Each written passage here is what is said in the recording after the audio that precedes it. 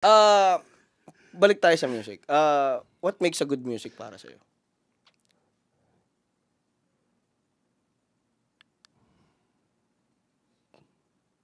Damn. Um,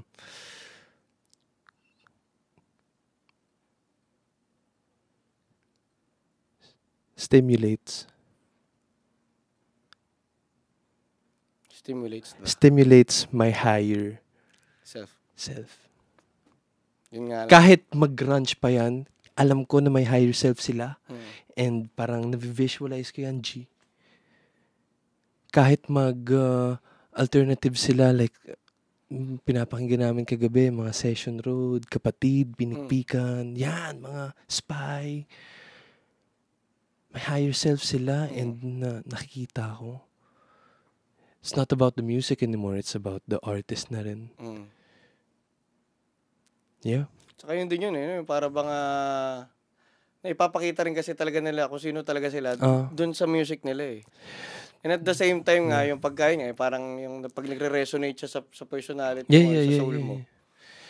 Pero alam mo yun, ano na parang you can adjust yourself to the different waveforms and like different spectrum of music, you know.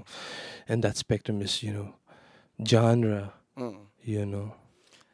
Actually, hindi sa paniniwala ko talaga na pagkatunay na music lover ka talaga. Walang ano yung genre eh. I mean, wala. Lahat ng kilala ko talaga yung kita kong passionate sa music. Kahit anong music, pinapakinggan talaga nila lahat. G ako. Pero may meron lang ako medyo hindi, yan, nakita ko yung mukha na ito mga producer at tropa ko eh. Meron lang akong isang genre kasi na hindi ko talaga masakyan. Pero hindi ko na sasabihin yun.